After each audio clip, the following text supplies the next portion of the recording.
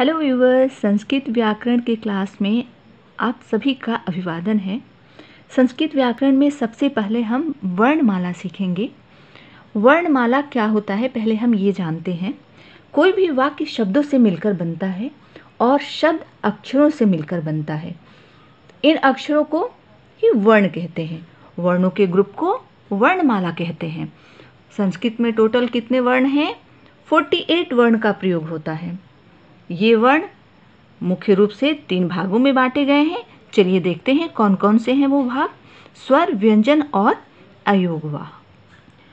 स्वर में 13 स्वर हैं। अब इसे भी किस तरह से विभाजित किया गया है चलिए देखते हैं। ह्रस्व स्वर में 5 हैं, दीर्घ स्वर में 4 हैं और मिश्र स्वर में 4 हैं। ह्रस्व स्वर में क्या क्या आता है? अ, इ, उ, री, रे। और दीर्घ स्वर में क्या क्या आता है? आ, ई, उ, री। मिश्र स्वर में क्या क्या आता है? ए, ऐ, ओ, औ। अभी व्यंजन देख लेते हैं कि व्यंजन में कितने आते हैं। व्यंजन में टोटल 33 व्यंजन हैं। उसमें कुछ वर्गीय व्यंजन हैं और कुछ अवर्गीय व्यंजन हैं। वर्गीय व्यंजन में ग्रुप किया गया है सभी वर्गों का। चलिए देखते हैं वो ग्रुप क्या क्या है। क वर्ग है। क वर्ग में क, ख, ग, घ, अंग। ये सब हलंत के साथ है। हलंत के साथ जो व्यंजन है इसका अर्थ ये है कि इसमें स्वर नहीं है। स्वर तो स्वतंत्र रूप से होते हैं और कोई भी व्यंजन स्वर के साथ मिलके ही वो पूरा बनता है। अगर स्वर निकाल दें तो वो हलंत आता है। च वर्ग में च, छ, ज, झ, य। ट वर्ग में ट, ठ, ड, ढ, अड़। त वर्ग में त, थ, द, ध, न। प वर्ग में प, फ, ब, भ, म। तो ये सब वर्गीय व्यंजन हैं। अभी अवर्गीय व्यंजन में क्या है? अवर्गीय व्यंजन में 8 आते हैं।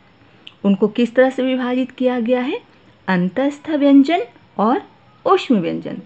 अंतस्थ व्यंजन वो होते हैं जो स्वर और व्यंजन के बीच में आते हैं। य, र, ल, व। इनको अंतस्थ व्यंजन कहते हैं। ऊष्म व्यंजन इनको क्यों कहते हैं? क्योंकि इनको बोलते समय ऊष्मा, गर्मी निकलती है। श, श, स, ह। ये ऊष्म व्यंजन है। अयोगवाह में देखते हैं।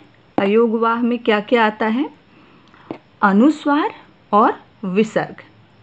अनुस्वार में लाइन के बाद ऊपर डॉट देते हैं और यहाँ लाइन के बाद ऐसे चंद्र बिंदु देते हैं। जैसे कंग लिखना है, अंग लिखना है तो ये इस तरह से डॉट लगाते हैं, इसे अनुस्वार कहते हैं। चांद, उसमें ऊपर हम ये लगाते हैं, ये अनुस्वार है।